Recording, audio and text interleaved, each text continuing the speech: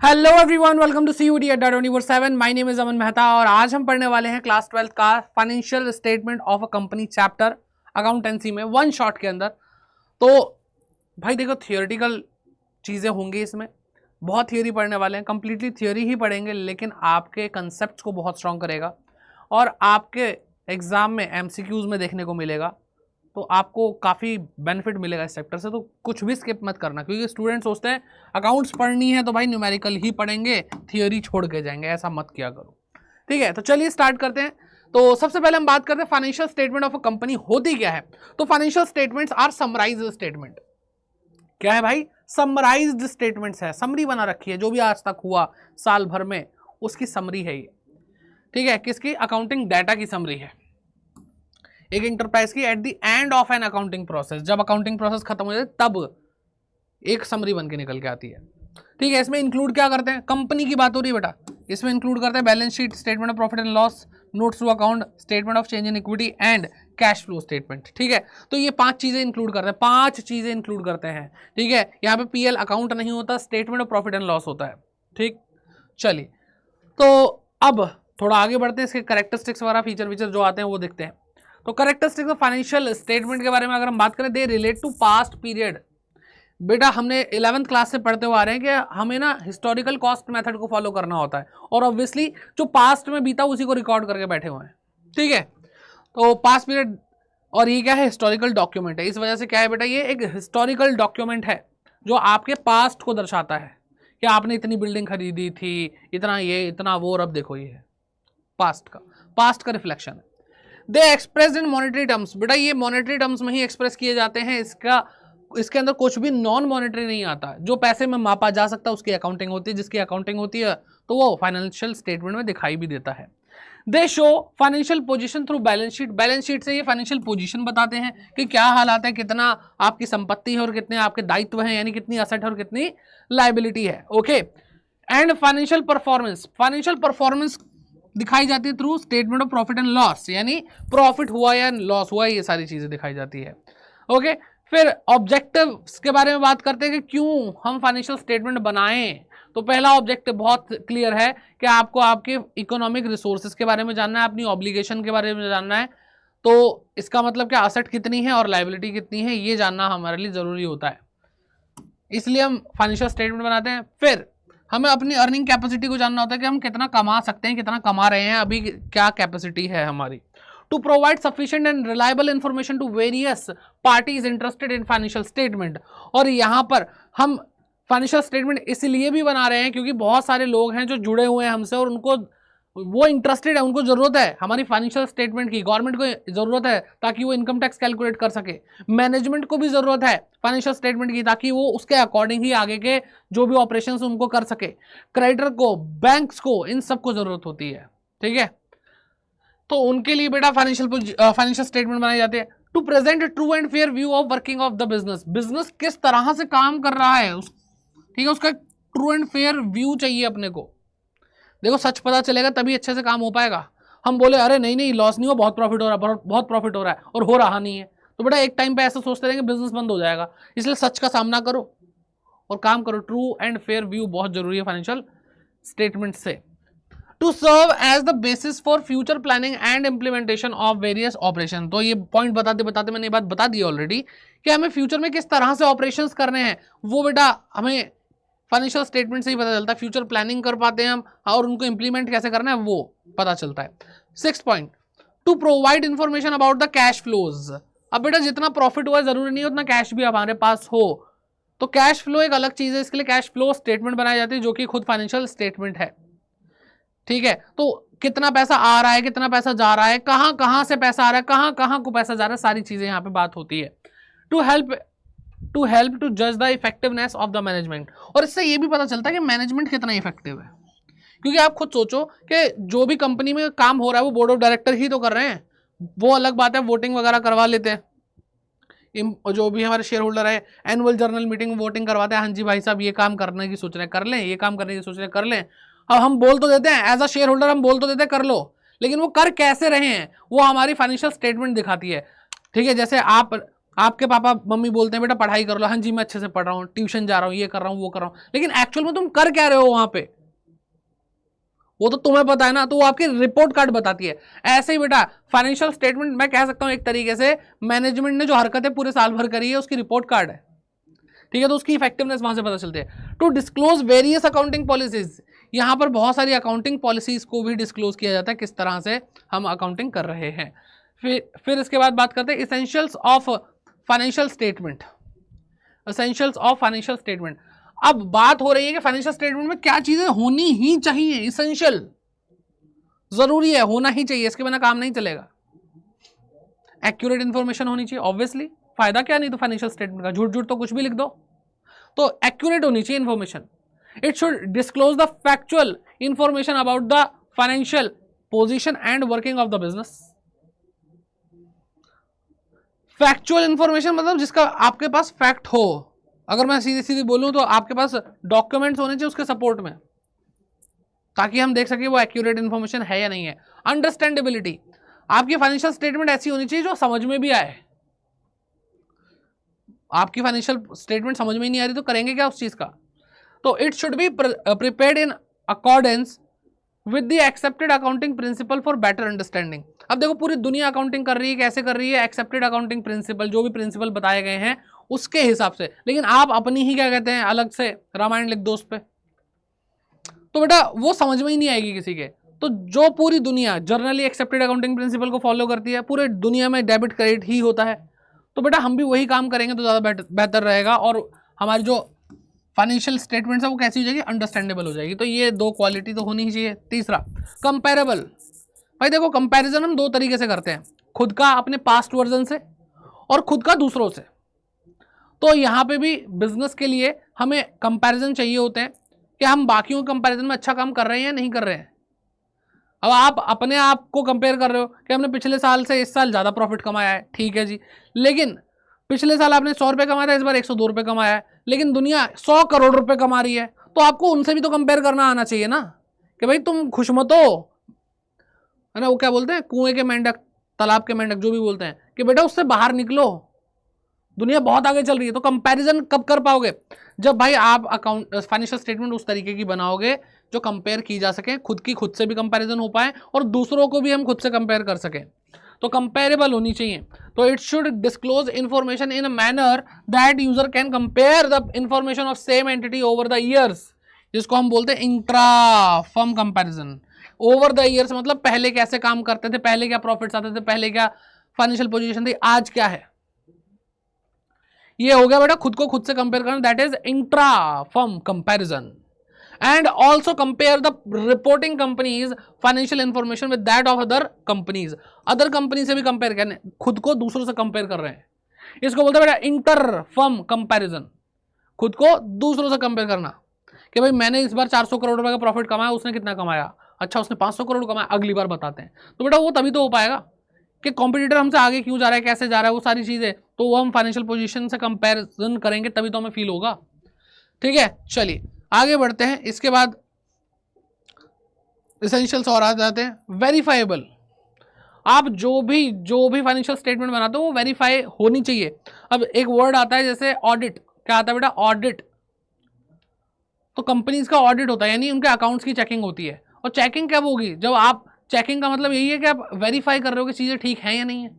तो information disclose by the financial statement should be verifiable from the record of the company, कि भाई जो भी चीजें हैं, अब जैसे आपके पास बिल्डिंग है तो उसका आपके पास कागज होने चाहिए ना, पावर ऑफ अटॉर्नी जो भी होता है, कुछ तो ऐसा होना चाहिए जिससे हम माने कि हाँ ये बिल्डिंग आपकी है।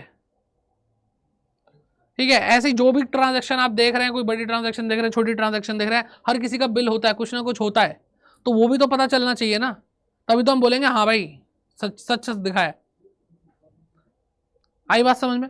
फिर आता है रेलिवेंट, जो आप फाइनेंशियल स्टेटमेंट में बता रहे हैं वो बात, वो इंफॉर्मेशन रेलिवेंट होनी चाहिए। तो information disclosed by the financial statement should be in accordance with the legal requirement.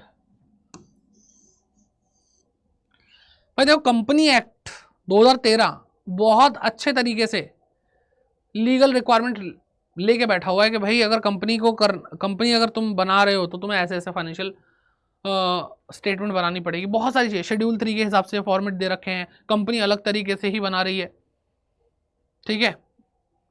और कंपनीज एक्ट को पता है कि भाई कंपनीज की कौन कौन सी इंफॉर्मेशन है जो फाइनेंशियल स्टेटमेंट में दिखनी ही चाहिए, और हो सकता है कि अगर हम ऐसा कानून ना लाएं तो वो छुपा लें, और छुपा लेंगे तो बेटा फिर वो काम का नहीं है ना।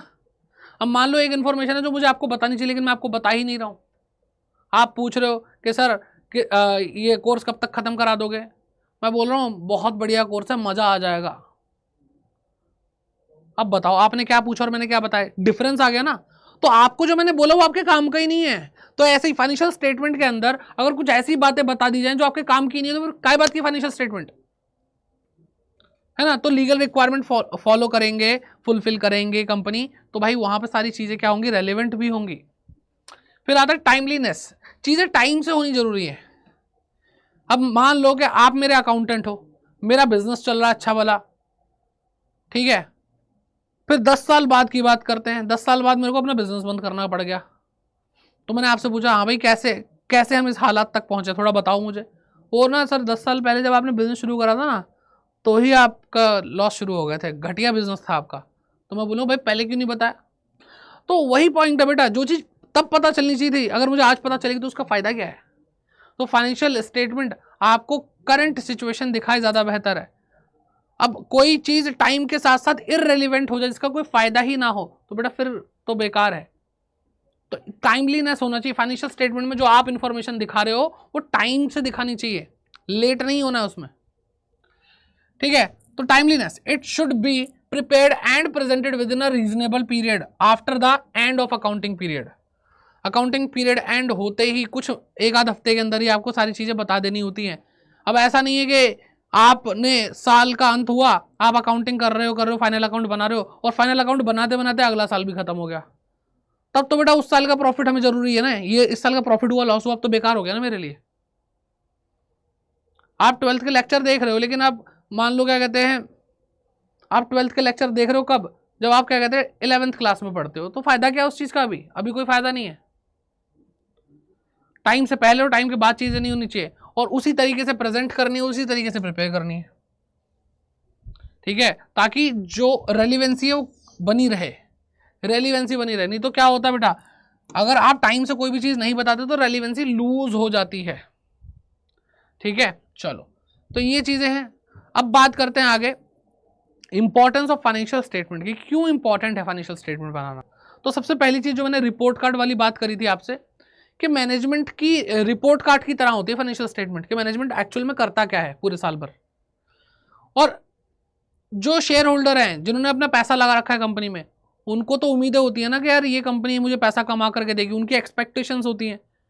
तो एक्सपेक्टेशन शेयर होल्डर की और मैनेजमेंट की परफॉर्मेंस, इन दोनों के बीच में कुछ गैप अगर होता है तो वो फाइनेंशियल स्टेटमेंट हमें दिखा पाती है, ठीक है।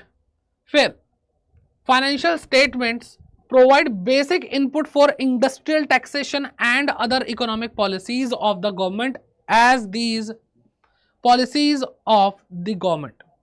अब भाई यहां पर क्या है कि अगर आप बैंक के पास जाओ, भाई साहब लोन लेना है, वो कहेंगे हाँ जी बिजनेस है आपका, हाँ जी बिजनेस लोन चाहिए, दिखाओ फाइनेंशियल स्टेटमेंट दिखाओ अपनी। वो क्यों मांगते हैं, इसीलिए मांगते हैं कि भाई वो चेक कर सके कि तुम इतने काबिल हो कि बाद में अब जो लोन है वो वापस कर पाओगे भी या नहीं कर पाओगे। गवर्नमेंट ने कोई स्कीम निकाली, हम गए गवर्नमेंट, इस स्कीम का फ़ायदा हमें भी मिलना चाहिए। गवर्नमेंट बोलेगी अच्छा ये छोटे जो बिजनेसेस हैं उनके लिए फ़ायदा है, ये उनको हम सपोर्ट करना चाहते हैं। तुम कौन हो, अरे हम भी बहुत गरीब इंसान हैं। अच्छा कैसे गरीब हो, हम कैसे मान लें, दिखाओ फाइनेंशियल स्टेटमेंट। तो हर जगह फाइनेंशियल स्टेटमेंट की ज़रूरत पड़ती है। कोई भी गवर्नमेंट की पॉलिसी है, इकोनॉमिक पॉलिसी है, कुछ भी गवर्नमेंट कर रही है, तो वो कहीं ना कहीं हमें हमारी जो फाइनेंशियल स्टेटमेंट है वही सबूत है कि हम उस चीज़ के लिए एलिजिबल हैं या नहीं है। उनके जो बेसिक इनपुट है बेटा, टैक्सेशन के लिए टैक्स निकाला जाता है, किस बेसिस पे निकाला जाएगा, बिजनेस की इनकम क्या होती है, प्रॉफिट, तो प्रॉफिट फाइनेंशियल स्टेटमेंट ही बताती है। तो बेसिक इनपुट कौन दे रहा है, फाइनेंशियल स्टेटमेंट दे रहा है इंडस्ट्रियल टैक्सेशन पॉलिसीज़ में और अदर इकोनॉमिक पॉलिसीज़ में। तो ये सारी चीज़ें हैं। तो टैक्स निकालना हो, कोई भी कैलकुलेशन हो, ग्रेचुटी निकालनी हो, प्रोविडेंट फंड की बात कर रहे हो, कुछ भी बेटा, कुछ भी कानूनी चीज़ है, बिजनेस की फाइनेंशियल स्टेटमेंट बहुत ज़रूरी होती है।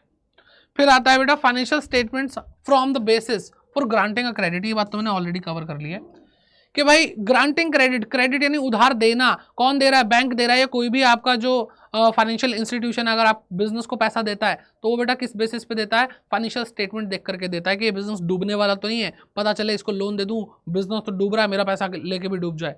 तो बेटा फाइनेंशियल स्टेटमेंट के बेसिस पर ही, फॉर्म द बेसिस, ठीक है, फॉर ग्रांटिंग ऑफ क्रेडिट, इसके बेसिस पर ही क्रेडिट ग्रांट किया जाता है, दिया जाता है। Financial statement helps the investor to assess long term and short term solvency. Financial statement हमें जो हमारे इन्वेस्टर है उनको ये चेक करने में मदद करती है कि भाई लॉन्ग टर्म में हम सॉल्वेंट रहेंगे या नहीं रहेंगे, शॉर्ट टर्म में सॉल्वेंट रहेंगे या नहीं रहेंगे, as well as the profitability of the concern.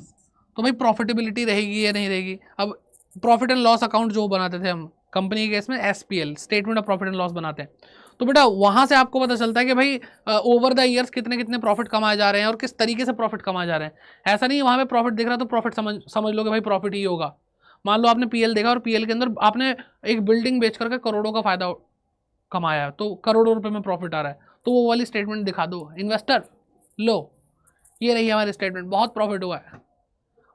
तो यहाँ पे इन्वेस्टर ने देखा अच्छा बिल्डिंग बेच के प्रॉफिट कमाया, हमने कहा दूसरी पिछले 5 साल की आप हमें फाइनेंशियल स्टेटमेंट दिखाओ, उन्होंने दिखाया, तब बेटा 5-5 हज़ार रुपये का प्रॉफिट हो रहा है। हर बार बिल्डिंग बेच करके प्रॉफिट थोड़ी कमाओगे, उन्हें भी पता है कि प्रॉफिट का मतलब क्या होता है। प्रॉफिट का मतलब होता है जिस प्रोडक्ट में, जिस सर्विस में आप डील कर रहे हैं उसको बेच करके कुछ पैसा कमाया है, तो वो प्रॉफिट होता है। ठीक है, तो प्रॉफिटेबिलिटी हो, सॉल्वेंसी हो कि आप कैपेबल रहोगे शॉर्ट टर्म में या लॉन्ग टर्म में अपनी लाइबिलिटीज को चुकाने के लिए, तो ये इन्वेस्टर चेक करता है आपकी फाइनेंशियल स्टेटमेंट से। शार्क टैंक तो देखा ही होगा भाई, वो सब यही तो कर रहे हैं बैठ के। Financial statements helps trade association for various purpose such as providing service and protection to their members. अब आपने देखा होगा कि कई बड़ी बड़ी मार्केट्स होती हैं अलग अलग शहरों में, जैसे दिल्ली में भी है, चांदनी चौक है, सदर बाजार है, तो बहुत बड़ी बड़ी मार्केट्स हैं। अब इन मार्केट की ना एसोसिएशन बनी होती है, ऐसे कंपनीज की भी या कोई भी बिजनेस की अगर हम बात करें तो उनकी क्या एसोसिएशंस होती है, और वो एसोसिएशन भी सर्विस प्रोवाइड करती है अपने मेंबर्स को, और उन मेंबर को सर्विस प्रोवाइड किस बेसिस पे किया जाएगा, उनकी फाइनेंशियल स्टेटमेंट के बेसिस पे। तो ये चीज़ आपके लिए इंपॉर्टेंट हो जाती है। फाइनेंशियल स्टेटमेंट इसलिए इंपॉर्टेंट हो जाती है क्योंकि चाहे इन्वेस्टर हो, चाहे फाइनेंशियल इंस्टीट्यूशंस हो, चाहे एसोसिएशंस हो, चाहे गवर्नमेंट हो, चाहे मैनेजमेंट हो, सबको जरूरत है फाइनेंशियल स्टेटमेंट की। फिर बात करते हैं limitations of financial statement. Financial statement की लिमिटेशंस क्या हैं? तो the information given in financial statement is historical in nature. ये लिमिटेशन है, कहते नहीं है कि यार पुरानी बातें छोड़ो, अब जो आज में हम मतलब जिंदा रहो, आज को देखो, प्रेजेंट मोमेंट में रहो। तो हिस्टोरिकल कॉस्ट कई बार हमारे लिए फायदेमंद नहीं होती। आपने 2 लाख रुपए की आज उस टाइम पे बिल्डिंग खरीदी थी आप, है ना, तो अब वो 2 लाख रुपए की एक्चुअली थोड़ी ना है, 20 साल पहले खरीदी, अब उसका प्राइस बढ़ चुके होंगे बहुत ज्यादा। हिस्टोरिकल कॉस्ट तो आपको सही पिक्चर नहीं दिखा रही है, फाइनेंशियल स्टेटमेंट सही पिक्चर नहीं दिखा रही, प्रेजेंट पिक्चर नहीं दिखा रही है। ठीक है, और पास्ट की बातें करते, प्रेजेंट ही दिखाते नहीं, और फ्यूचर तो बिल्कुल ही नहीं दिखाते। Financial statements are the outcome of accounting concept. जो आपने 11th क्लास में अगर गलती से पढ़ भी लिया था, कई बच्चे ने नहीं पढ़ा होता, ठीक है, तो जो अकाउंटिंग कंसेप्ट्स हैं बेटा, जो आपने कन्वेंशंस पढ़ी थी, वो तो बहुत बढ़िया चीजें आपको बताई गई, लेकिन अकाउंटिंग के अंदर हम पर्सनल जजमेंट भी बहुत ज्यादा करते हैं। जैसे फॉर एग्जांपल हम बात करते हैं डेप्रिसिएशन कैलकुलेट करने की, तो उसके लिए 2-3 वैसे तो बहुत सारे मेथड है, लेकिन आपको 2 पढ़ाए गए।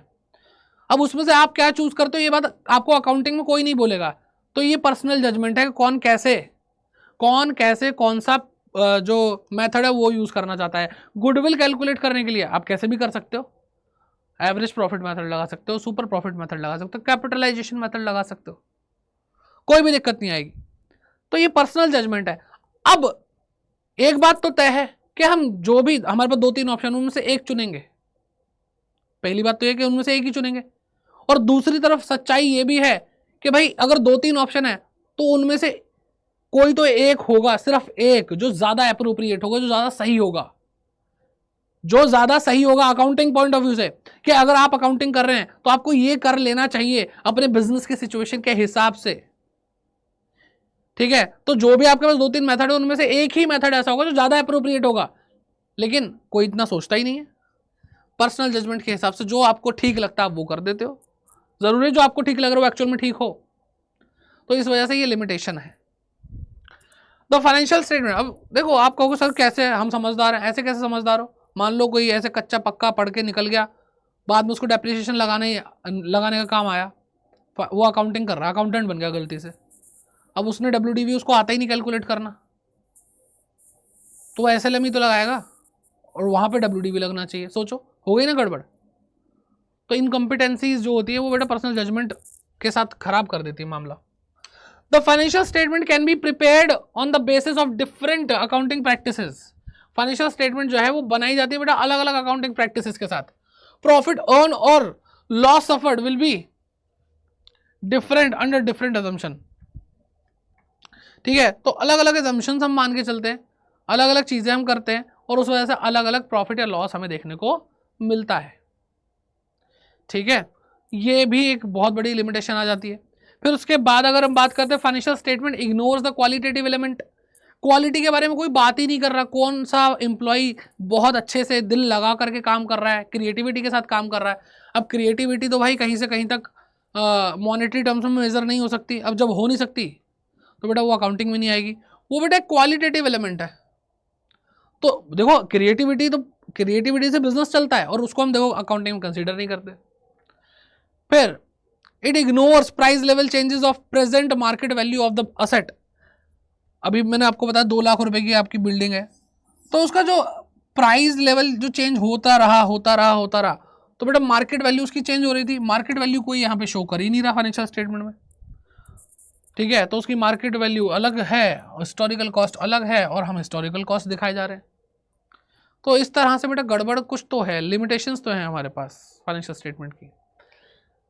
अब बात करते हैं कि हम इतनी देर से बोल रहे हैं फाइनेंशियल स्टेटमेंट के यूजर हैं, उनको बहुत जरूरत होती है। कौन है यूजर? तो 2 कैटेगरी है बेटा यहाँ पर, एक है इंटरनल यूजर और एक है एक्सटर्नल यूजर। इंटरनल यूजर है नहीं अंदर के लोग, भाई मालिक हो गया, मैनेजमेंट हो गया, एम्प्लॉय हो गया, इन सबको फाइनेंशियल स्टेटमेंट चाहिए होती है। ओनर को इसलिए चाहिए होती है कि उसका पैसा लगा, वो देखना चाहता है कि प्रॉफिट हो रहा है लॉस हो रहा है, ठीक है। मैनेजमेंट को किस तरह से ऑपरेशंस आगे करने हैं, कैरी ऑन करने हैं, उसके लिए उसको देखना होता है कि भाई हमने जो पहले प्रैक्टिसेस की उस वजह से क्या बिजनेस पॉजिटिवली अफेक्ट हुआ या नहीं हुआ। नहीं हुआ तो भाई अपनी पॉलिसीज चेंज करेंगे, पॉजिटिवली अफेक्ट हुआ तो इसी काम को हम और अच्छे से इंप्लीमेंट करने की कोशिश करेंगे। एंड एम्प्लॉयज़ को भाई अपना लालच होता है कि भाई सैलरी टाइम पे मिलेगी कि नहीं मिलेगी, बोनस मिलेगा नहीं मिलेगा, इस बार कंपनी को प्रॉफिट हो रहा है नहीं हो रहा, ये सारी चीज़ें।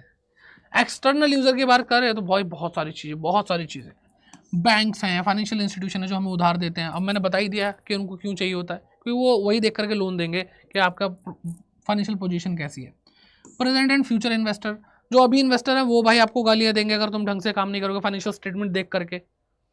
और अच्छी फाइनेंशियल स्टेटमेंट है, फ्यूचर इन्वेस्टर भी आएंगे कि हम भी आपके बिजनेस में इन्वेस्ट करना चाहते हैं। फिर क्रेडिटर है या फिर सप्लायर है, ये भाई तभी सप्लाई करेंगे, तभी उधार देंगे आपको सामान जब आपका बिजनेस अच्छा खासा चल रहा होगा और वो फाइनेंशियल स्टेटमेंट से ही पता चलेगा। गवर्नमेंट है, उनकी अथॉरिटीज़ हैं, जैसे आप बिजनेस में GST का भी बहुत बड़ा रोल है, इनकम टैक्स का भी बहुत बड़ा रोल है, और भी बहुत अलग अलग चीज़ें हैं। तो गवर्नमेंट की जो अथॉरिटीज़ हैं वो बेटा आपकी फाइनेंशियल स्टेटमेंट देख करके ही आप पे टैक्सेस लगाती है और आपको जो भी बेनिफिट गवर्नमेंट की तरफ से मिलनी चाहिए वो वही सारी चीज़ें देखकर आपको देती है। Security and exchange board of India, अब कंपनीज के बारे में बात हो रही है तो बेटा कंपनीज तो लिस्टेड भी होती हैं, और कंपनी अगर लिस्टेड होती हैं तो बेटा सेबी के अंडर ये सारी चीज़ें आने लग जाती है। सेबी भी नज़र रखती है कि भाई तुम अपने शेयर इशू करते हो तो तुम अपनी फाइनेंशियल स्टेटमेंट अच्छे से दिखाओ, क्योंकि जो इन्वेस्टर है जो शेयर खरीद रहे हैं उनको पता होना चाहिए। तो ये भी देखते हैं, और कंज्यूमर और कस्टमर भी इन सारी चीज़ों पर नज़र रखते हैं, देखना चाहते हैं। अब बेटा बैलेंस शीट की अगर हम बात करें तो बैलेंस शीट दिखती कैसी है, तो बेटा थोड़ी इसका पहली बात तो वर्टिकल फॉर्मेट है, ठीक है। वर्टिकल फॉर्मेट, और ध्यान से देखो यहाँ पे आपको नोट्स दिखाई दे रहे हैं, नोट्स टू अकाउंट बनते हैं बेटा। ये आपका करंट ईयर है और ये आपका प्रीवियस ईयर, 2 कॉलम आपको दिखाई दे रहे हैं। खैर उसको छोड़ दो, हमें इतना कोई मतलब नहीं, हमें मतलब है इससे कि आइटम्स क्या क्या शो होती हैं। तो बेटा आपको यहाँ पे दिखाई दे रहा है equity and liability side, vertical है तो पहले इक्विटी एंड लायबिलिटी साइड, उसको नीचे स्क्रॉल करोगे तो बेटा आपकी एसेट साइड शुरू हो जाएगी, ठीक है। तो यहाँ पे क्या है बेटा, इक्विटी एंड लायबिलिटी में अब देखो यहाँ पे बोल्ड हो रखा है 1 2 3 4, 4 हेड है, ठीक है। इक्विटी एंड लायबिलिटी साइड में 4 हेड है। पहला है शेयर होल्डर फंड, दूसरा है share application money pending allotment, तीसरा है नॉन करंट लायबिलिटीज, चौथा है करंट लायबिलिटीज, ठीक है। तो शेयर होल्डर फंड के अंदर क्या आता है बेटा, share capital reserve and surplus, money received against share warrant, ये आता है, ठीक है। फिर share application money pending allotment, क्या एप्लीकेशन मनी ले ली है लेकिन अभी तक आपने शेयर अलॉट नहीं करे, तो बेटा वो आ जाता है। फिर नॉन करंट लायबिलिटी जो 12 महीने से ज़्यादा तक आपको इकोनॉमिक बेनिफिट देती है, वो यहाँ पे लिखी जाती है। लॉन्ग टर्म बोरोइंग, जैसे बैंक से लोन ले लिया, डिबेंचर्स की बात कर लें तो बेटा ये लॉन्ग टर्म बोरोइंग में। डेफर्ड टैक्स लायबिलिटीज़, ठीक है, ऐसी लायबिलिटीज़ जो आपको 1 साल से ज़्यादा लगता है टाइम जिसको आप पे करते हो, तो डेफर्ड टैक्स लायबिलिटी, टैक्स वाली लायबिलिटी, टैक्स पे करना है आपको। अदर लॉन्ग टर्म लायबिलिटीज़, जो बेटा यहाँ पे लॉन्ग टर्म लायबिलिटी इन दोनों में नहीं आ रही, वो यहाँ पे आ जाएगी। और बाकी लॉन्ग टर्म प्रोविजंस जैसे डेप्रिसिएशन वगैरह होता है, तो लॉन्ग टर्म प्रोविजन भी आपको यहाँ पे लिखना है। फिर करंट लायबिलिटीज़ के बारे में बात करते हैं। शॉर्ट टर्म बोरोइंग, ठीक है, आपने 12 महीने तक का कहीं से लोन ले लिया, वो यहाँ आ जाएगा, ठीक है। यहाँ ट्रेड पेबल, इसके अंदर बेटा क्रेडिटर आएंगे, इसमें बिल पेबल आते हैं, इसमें ट्रेड पेबल वाले पॉइंट में।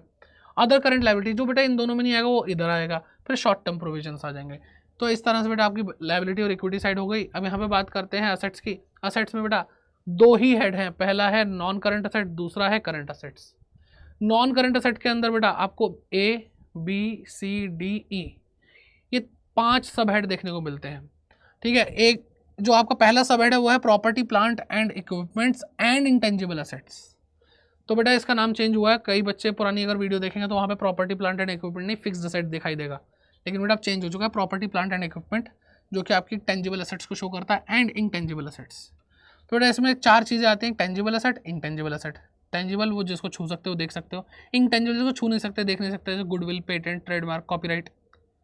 फिर बात करते हैं बेटा यहाँ पे कैपिटल वर्क इन प्रोग्रेस। अब कैपिटल वर्क इन प्रोग्रेस का मतलब क्या है कि ऐसी टेंजिबल असेट जो अभी बन रही है, पूरी बनी नहीं है। जैसे आप बिल्डिंग बनवा रहे हो, तो बिल्डिंग आज सुबह है ना मजदूर बुलवाए और शाम तक बन जाती है, नहीं, टाइम लगता है और 1 साल से ज़्यादा लगता है। इसलिए बेटा कहाँ पे है, ये नॉन करंट असेट साइड पे दिखाई दे रही है, ठीक है। तो कैपिटल वर्क इन प्रोग्रेस बोलते हैं कोई असेट अगर बिल्डअप हो रही है और 12 महीने से ज़्यादा ले रही है। फिर बात करते हैं इंटेंजिबल असेट्स अंडर डेवलपमेंट। अब जैसे फार्मास्यूटिकल कंपनीज के बारे में बात करते हैं, यानी वो कंपनी जो दवाइयाँ वगैरह बनाती हैं, तो बेटा अगर कोई नई दवाई बनानी है, कुछ ऐसा है, तो ऐसे थोड़े ना, मतलब बहुत हलवा चीज़ है, आराम से ही हो जाता है। बेटा जो इस चीज़ के एक्सपर्ट्स हैं, केमिकल्स के और फार्मा जिन्होंने पढ़ाई करी होती है, फार्मेसी की पढ़ाई करी होती है, वो बेटा इस पर काम करते हैं और कई टाइम लग जाता है। और जब वो एक सॉल्यूशन, एक मतलब एक फॉर्मूला बना लेते हैं, तो बेटा वो फॉर्मूला कोई टेंजिबल चीज़ नहीं, इंटेंजिबल चीज़ है, उस पर पेटेंट लिया जाता है, ठीक है। तो ऐसी वो भी एक असेट ही तो बन रही है जिस पे आप काम कर रहे हो, एक इंटेंजिबल असेट बन रही है, तो इसलिए ये इंटेंजिबल असेट अंडर डेवलपमेंट बोला जाता है इसको, ठीक है। इसके अलावा ये तो property plant equipment and intangible asset हो गया। फिर क्या बेटा, नॉन करंट इन्वेस्टमेंट, यानी ऐसी इन्वेस्टमेंट किसी और कंपनी के शेयर, डिवेंचर या कहीं किसी को पैसा उधार दे रखा समथिंग, वो सारी चीज़ें आ जाती हैं बेटा। उधार नहीं दे रखा, यहाँ पे शेयर वगैरह खरीद रखे, हाँ, ठीक है, तो वो नॉन करंट असेट इन्वेस्टमेंट है।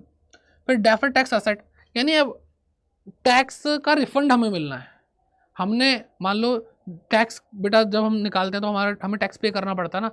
अब मान लो हमने टैक्स वगैरह जो भी हमारा कैलकुलेट हुआ, उसमें ऐसा कैलकुलेशन हुई कि गवर्नमेंट को हमें वापस करना पड़ेगा पैसा, ऐसा भी होता है जब हम कहीं पर्टिकुलर जगहों पे इन्वेस्ट कर देते हैं, या इनकम टैक्स एक्ट के अकॉर्डिंग हमें डिडक्शंस मिल जाती हैं, डिडक्शन एग्जम्पशन, यानी गवर्नमेंट छूट देती है कि भैया तुमने जैसे एक पिछड़ा हुआ गाँव है, वहाँ पर तुम क्या कहते हैं अपना 500 करोड़ का बिजनेस इस्टेब्लिश कर दो, तो वहाँ बिजनेस खोलोगे, तुम्हें 750 करोड़ रुपये टैक्स में क्या मिलेगा बेटा, छूट मिलेगी। तो बेटा फिर तो मज़ा आ गया ना, पैसा तो अब मिलेगा गवर्नमेंट से, तो वो असेट बन जाती है। गवर्नमेंट से जब पैसा मिलना होता है वो क्या बनती है, टैक्स असेट बन जाती है। फिर long term loan and advances, अगर हमने किसी को लोन या एडवांस दे रखा है, ले नहीं रखा, दे रखा है, तो बेटा वो हमारे यहाँ पे आता है। अदर नॉन करंट असेट्स जो ऊपर कहीं नहीं आया वो बेटा यहाँ पे आ जाएगा। फिर करंट असेट की बात करें तो बेटा इसमें आता करंट इन्वेस्टमेंट, यानी 12 महीने से कम के लिए कुछ अगर हमने इन्वेस्टमेंट कर रखी है। इन्वेंट्रीज यानी स्टॉक, वर्क इन प्रोग्रेस वगैरह, ये सारी चीज़ें, फिनिश गुड्स वगैरह, ये सब आता है। ट्रेड रिसीवेबल, यहाँ पे डेटर आता है, यहाँ पे बिल रिसीवेबल आता है। कैश एंड कैश इक्विवेलेंट, यानी यहाँ पे क्या आता है बेटा, कैश आता है, बैंक आता है, ये सारी चीज़ें आती हैं। Short term loans and advances, अगर आपने शॉर्ट टर्म के लिए किसी को पैसा दे रखा है उधार, तो बेटा वो यहाँ पे आ जाएगा। और फिर क्या आता है बेटा, current asset, other current assets, जो ऊपर कहीं नहीं है वो बेटा यहाँ पे आएगा। ठीक है, तो ऐसे बेटा ये सारी आइटम्स आपको ना समझना जरूरी है, करते करते याद तो हो ही जाएगी। अब बात करते हैं statement of profit and loss, इसकी शक्ल कैसी दिखती है, एसपीएल कैसा दिखता है। बेटा आसान है, बहुत प्यारा दिखता है। इसका भी फॉर्मेट जो है बेटा वर्टिकल है। ये बैलेंस शीट की बात कर लो, चाहे हम बात कर ले एसपीएल की, कंपनीज एक्ट के शेड्यूल 3 के हिसाब से इसको बनाया जाता है। उसके अंदर बता रखा है कि इस तरीके से आपको अकाउंटिंग फाइनेंशियल स्टेटमेंट्स बनानी है। तो सबसे पहले रेवेन्यू फ्रॉम ऑपरेशन, यानी आपकी जो नेट सेल्स होती है, आपको नेट सेल्स नहीं लिखनी है यहाँ पे आपको रेवेन्यू फ्रॉम ऑपरेशन लिखना है। ठीक है, तो जो आपका मेन प्रोडक्ट जिसका आप काम करते हो, जैसे अगर मान लो नाइकी कंपनी की बात करें तो वो शूज़ का काम करती है, तो शूज़ खरीदना बेचना ये सारी चीज़ें। अब नाइकी कंपनी कोई ऐसा तो नहीं है कि किसी को फ्लैट बिकवा रही है तो उससे कमीशन ले रही है, नहीं ना। लेकिन अगर मान लो नाइकी कंपनी जूते बेचती है लेकिन वो फ्लैट बिकवा के कमीशन लेती है, तो उसकी वो अदर इनकम आएगी, वो अदर इनकम, ये मेन इनकम होती है बेटा रेवेन्यू फ्रॉम ऑपरेशन। तो या तो ये इनकम होगी या तो ये इनकम होगी। ये हमारे प्रोडक्ट सर्विस बेच करके जो आया, और इसके अलावा कुछ भी अगर इनकम हो रही है तो बेटा वो अदर इनकम में ही काउंट होगी। ठीक है, तो यहाँ पे भी आपको करंट और प्रीवियस पीरियड का दिखाई दे रहा है, करंट ईयर और प्रीवियस ईयर। अब बेटा यहाँ पे आपने लिखा, यहाँ पे लिखा और यहाँ पे टोटल कर दिया, तो आपका टोटल रेवेन्यू आ जाएगा कि भाई टोटल पैसा इतना आ रहा है। अब बात करते हैं एक्सपेंसेस की।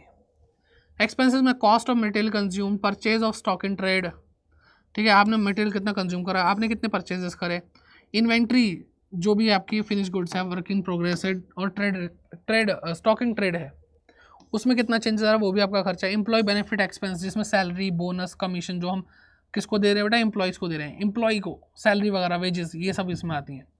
फाइनेंस कॉस्ट, फाइनेंस कॉस्ट मतलब कि आपने कहीं से लोन ले रखा है तो आपने उस पर इंटरेस्ट भी देते हो, इंटरेस्ट देते हो, आप डिविडेंड देते हो, क्योंकि वो भी तो फाइनेंस का ही पार्ट है, तो बेटा वो फाइनेंस कॉस्ट में आता है। फिर डेप्रिसिएशन, अमोर्टाइजेशन, डेप्रिसिएशन आपको पता ही होगा, किसी भी टेंजिबल असेट्स की अगर वैल्यू कम होती है तो उसको डेप्रिसिएशन बोलते हैं। अमोर्टाइजेशन कई बच्चों को शायद ना पता हो, बता देता हूँ। अमोर्टाइजेशन का मतलब इनटेंजिबल असेट की वैल्यू का कम होना। ठीक है, यानी इनटेंजिबल असेट की वैल्यू कम होती है तो उसको डेप्रिसिएशन नहीं, उसको अमोर्टाइजेशन बोलते हैं। तो ये बेटा नॉन कैश एक्सपेंसेस हो गए हमारे। फिर बाकी जो ऊपर कहीं नहीं है वो बेटा अदर एक्सपेंस में आ जाएगा। तो इन सबको टोटल कर दोगे, तो बेटा आपका टोटल एक्सपेंस आएगा। अब आपके पास टोटल रेवेन्यू है यानी आपकी इनकम, और टोटल एक्सपेंस है, तो बेटा आप नंबर 3 और ये नंबर 4 इन दोनों को माइनस करोगे, बेटा आपका प्रॉफिट बिफोर टैक्स आ जाएगा, क्योंकि अभी तक टैक्स की बात तो नहीं हुई है। तो क्या आएगा बेटा, प्रॉफिट आएगा, लेकिन वो कैसा आएगा, बिफोर टैक्स। फिर आपको टैक्स की इन्फॉर्मेशन कर दी है तो टैक्स माइनस करोगे, टैक्स माइनस करोगे तो प्रॉफिट आफ्टर टैक्स आ जाएगा। तो इस तरीके से बेटा आपकी जो फाइनेंशियल स्टेटमेंट से बनती है। एंड आई होप आपको समझ में आ गया होगा। और जो भी बेटा आपको सीक्वेंस बताया है, चाहे हम बैलेंस शीट की बात कर लें, चाहे हम एसपीएल की बात कर लें, इसी सीक्वेंस में ये चीज़ अगर पहले नंबर पर तो पहले ही लिखी जाएगी, बाद में नहीं लिखी जाएगी।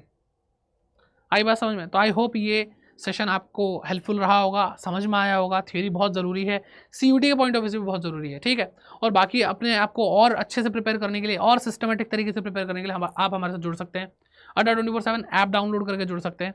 एंड क्या कर सकते हैं बेटा, आप हमारे साथ हमारे बैचेस में भी इनरोल कर सकते हैं, जो आपको बहुत ज़्यादा सटीक तरीके से आपके बोर्ड एग्जाम और सीयूटी एग्जाम को मिक्स करके एक साथ पढ़ाया जा रहा है, जिसमें ताकि आप दोनों एग्जाम के लिए एक साथ प्रिपेयर हों। क्योंकि अब वो टाइम नहीं है कि आप बोर्ड्स के लिए अलग से प्रिपेयर कर रहे हैं और सीयूटी के लिए बाद में कर लोगे, होगा नहीं बेटा। मैं जानता हूँ वो चीज़ हो नहीं पाती है, तो इसलिए बच्चों को एक सॉल्यूशन चाहिए होता है, तो वो बेटा आपके लिए सामने है। समर 2.0 बैच है, और कोई और भी बैच अगर आपको लेना है वो आप ले सकते हैं बेटा। कोड यूज़ करना आप Y550, जिससे आपको मैक्सिमम डिस्काउंट मिलेगा। ठीक, और मैं बल्कि आपको सजेशन दूंगा, आप महापैक ले लो। ठीक है, थोड़ा सा इसकी कॉस्ट ज़्यादा है, इसलिए नहीं बोल रहा कॉस्ट ज़्यादा है आपका पैसा खर्च करवाना चाहता हूँ, ऐसा नहीं है। इसके एडवांटेज बहुत ज़्यादा है, जितनी कॉस्ट है उससे ज़्यादा तो एडवांटेज है कि भाई आपने अगर महापैक लिया तो आपको ये बैच मिलेगा, पास्ट में जितने बैचेस गए उन सबकी रिकॉर्डिंग मिलेगी, फ्यूचर में जितने भी बैचेस आएंगे वो सब मिलेगा, और वो भी फ्री ऑफ कॉस्ट, सिर्फ आपको इसके लिए पे करना है। ठीक है, और महापैक भी 2 तरह के हैं, विद बुक्स और विदाउट बुक्स। विद बुक्स में आपको प्रिंटेड बुक्स मिल रही हैं, और विदाउट बुक्स में आपको ई बुक्स मिलेंगी। ठीक है, और बाकी अगर आप बुक्स वगैरह नहीं ले रहे हैं महापैक में, आपको सिर्फ बुक्स ही चाहिए, तो आप बेटा बुक्स ले सकते हैं। सीयूटी के लिए आपकी डेडिकेटेड बुक्स है, और यहाँ पे आप मॉक टेस्ट वगैरह भी ले सकते हैं, लेकिन इसके लिए कोड यूज़ करेंगे Y550S। ठीक है, इससे मैक्सिमम डिस्काउंट मिलेगा। लेकिन लेंगे कैसे? अड्डा 24/7 ऐप डाउनलोड करके, या फिर आप क्या करेंगे, गूगल पे जाएंगे, सर्च करेंगे adda247.com और ये बेटा आपको पहले वेबसाइट दिख जाएगा adda247.com। यहाँ पे आपको ऑल कोर्सेज दिख रहा है, इस पर आपको क्लिक करना है। फिर आपको यूजी पीजी एंट्रेंस एग्जाम दिख रहा है, इस पर आपको क्लिक करना है। फिर आपको CUT UG यहाँ पे क्लिक करना है। फिर आप साइंस कॉमर्स आर्ट्स से हो तो कॉमर्स पे क्लिक करो, कॉमर्स से हो तो, और जो भी बैच आपको लेना है, ठीक है। जैसे अगर आप यहाँ पे व्यू ऑल कर लोगे तो बेटा सारे बैचेस दिख जाएंगे। समर 2.0 फिलहाल अभी आपको यहाँ पे दिख रहा है। आप ये वीडियो अगर बाद में देख रहे हो तो कोई और बैच जो लेटेस्ट है वो लेना, ठीक है। अब बाकी यहाँ पे महापैक, मैंने बोला ना 2 तरह के महापैक है। एक प्रिंटेड बुक्स हैं जो आपके घर तक पहुँचाई जाएंगी बुक्स, एक है विदाउट प्रिंटेड बुक्स, यानी आपको इसमें ई बुक्स मिलेंगी। अगर हम बात करते हैं इसके प्राइस की, तो बेटा प्राइस इसका जो आपको यहाँ पे दिख रहा है उससे लगभग 2-2.5 हज़ार रुपये आपको एक्स्ट्रा इस पे लगेगा। और यहाँ पे बुक्स की भी कॉस्ट ऐड हो जाती है, तो इसका जो प्राइस हो तो लगभग 5,000 ऊपर आ रहा है, ठीक है। लेकिन फ़ायदे बहुत हैं बेटा, क्योंकि ऐसे अभी बहुत बैच आने हैं। और 2025 का आप ये लगा लो कि मई से आपके एग्ज़ाम होते हैं। 2023 में मई में एग्ज़ाम हुए थे, 2024 के लिए जो एग्ज़ाम हुए थे वो मई में एग्ज़ाम हुए थे। तो अब बेटा 2025 के लिए अगर एग्ज़ाम हो गए तो भाई मई तक तो बहुत कुछ आ जाएगा। तो आपको क्या करना है, आपने क्लिक करा बाय नाउ पे क्लिक करो और आपको कूपन लगाना है यहाँ पे Y550। क्या लगाना भाई? Y550। इससे बेटा आपको हर बैच पे, चाहे कोई सा भी बैच लेना हो, मैक्सिमम डिस्काउंट मिल जाएगा। जैसे ही आप अप्लाई करोगे यहाँ पे 9959 का आपको प्राइस पड़ेगा, जो कि 10,000 से ज़्यादा का आपको पहले दिख रहा था। डिस्काउंट 2,000 से भी ज़्यादा का आपको मिल रहा है। तो 8 फैकल्टीज़ आपको पढ़ा रहे हैं। आपकी GT की भी तैयारी हो जाएगी, आपकी लैंग्वेजेस की भी तैयारी हो जाएगी, आपके डोमेन्स की भी तैयारी हो जाएगी, अकाउंटेंसी, BST, इकोनॉमिक्स, मैथमेटिक्स। तो बेटा कंप्लीट एकदम कवरेज है, कोई दिक्कत वाली बात नहीं है। तो मैं उम्मीद करता हूँ आपको ये सेशन पसंद आया होगा। तो इसको सपोर्ट करना बेटा आपका काम है। और आपका प्यार कैसे मिलता है बेटा? लाइक से और शेयर से, जिससे आपका कुछ जाता नहीं और बाकी बच्चों तक ये रिसोर्सेज पहुंचते हैं जो हम आपको वीडियो रूप में कंटेंट बनाकर दे रहे हैं। सब्सक्राइब टू दिस चैनल, क्योंकि बहुत सारी वीडियोस अभी और आने बाकी हैं, प्रैक्टिस आपकी करवानी है हमें। तो बस मिलते हैं आपसे नेक्स्ट क्लास में। और बाकी आप बैच में एनरोल कर लेंगे तो आपको बैच में तो फिर डेली मिला करेंगे, ठीक है। All the best, bye bye, take care and keep growing.